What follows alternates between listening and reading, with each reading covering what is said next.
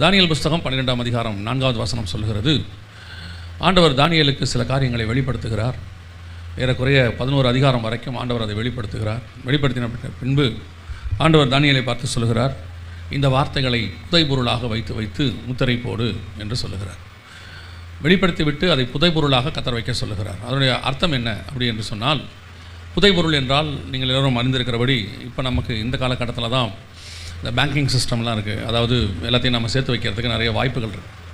ஆனால் சில 100 வருஷங்களுக்கு முன்பாக அப்படி வாய்ப்புகள் இல்லை. இப்போ என்ன பண்ணுவாங்கன்னா, தங்களுக்கு மிக முக்கியமானதை, ப்ரீஷியஸானதை என்ன செய்வாங்க, ஒரு பெட்டியிலையோ அல்லது ஒரு பெரிய பானையிலையோ போட்டு வீட்டுக்கு பின்னாடி தோட்டத்தில் எங்கேயாவது ஒரு இடத்துல புதைச்சி வச்சுருவாங்க. அந்த ஏன் அதை புதைச்சி வைக்கிறாங்க அப்படின்னு கேட்டிங்கன்னு சொன்னால், அந்த பொருள் அந்த காலகட்டத்துக்கு உபயோகப்படாது, ஆனால் அது விலையேற பெற்றது. பின்னாட்களிலே ஒரு காலகட்டத்தில் அது பயன்படும் அப்படின்னு அர்த்தம்.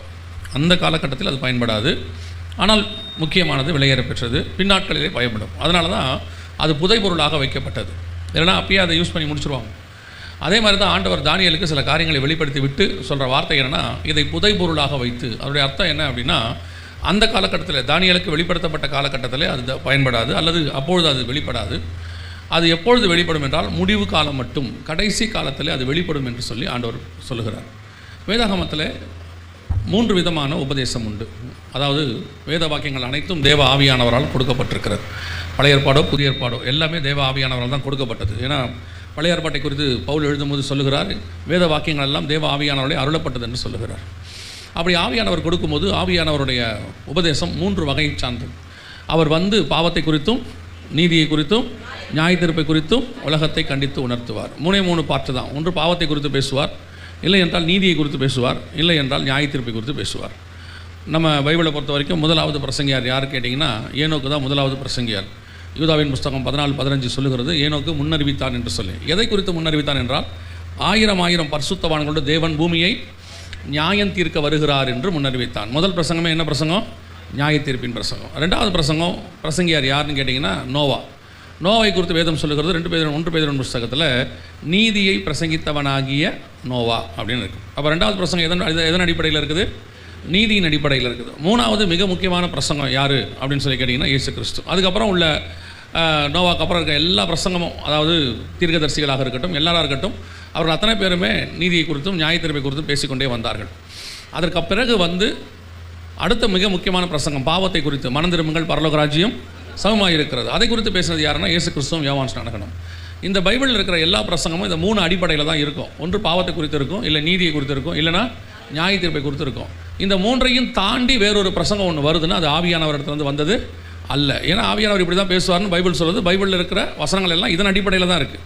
இதை தாண்டி வேறொன்று இருக்குது அப்படின்னு சொன்னால் அது தேவனிடத்துலேருந்து வந்தது அல்ல. அதனால தான் பவுல் சொல்வார், நாங்கள் சொல்லிய இந்த சுவிசேஷத்தை அல்லாமல் வேறொரு சுவிசேஷத்தை தேவதூதனை என்று சொன்னாலும் ஏற்றுக்கொள்ளாதிருங்கள் அப்படின்னு சொல்லிட்டார்.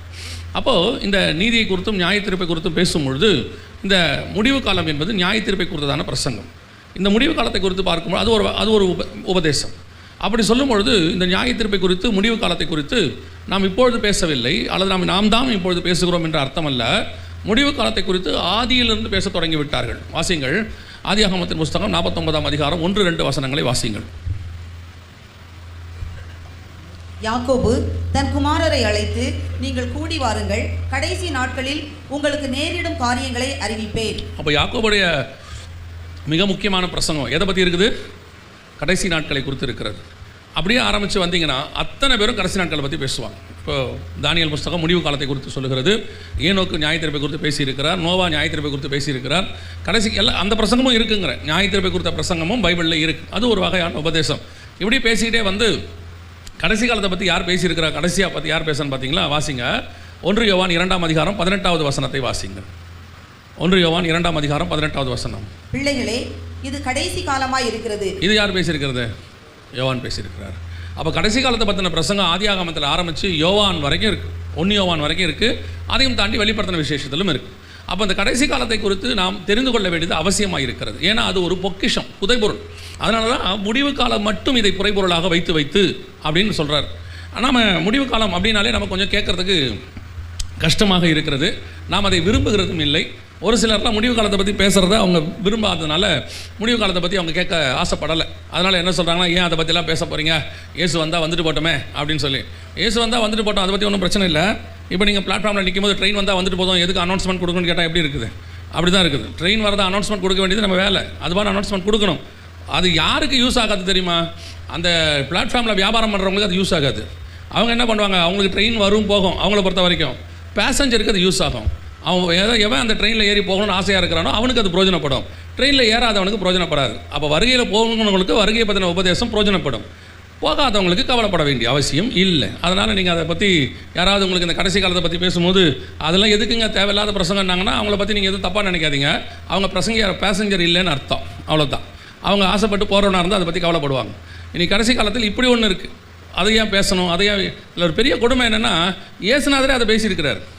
இப்போ அவரை தான் அந்த கேள்வி நம்ம கேட்கணும். சீஷர்கள் இயேசுவிடத்தில் தனித்து வந்து, மற்ற 24:3 சொல்லுது, சீஷர்கள் அவர்கள் தனித்து வந்து உம்முடைய வருகைக்கும் உலகத்தின் முடிவுக்கும் அடையாளம் என்னன்னு கேட்குறாங்க. இயேசுவே அதுக்கு பதில் சொல்கிறார். இப்போ முடிவு காலத்தை பற்றி கேட்கக்கூடாது, பேசக்கூடாதுன்னா அது எப்படி போயிட்டு இருக்குதுன்னே தெரியல. கடைசி காலத்தில் சபைகளுக்குள்ளே சோரமான உபதேசங்கள் நுழைய தொடங்கி விட்டது. ரொம்ப கேர்ஃபுல்லாக இருந்து கொள்ளுங்கள்.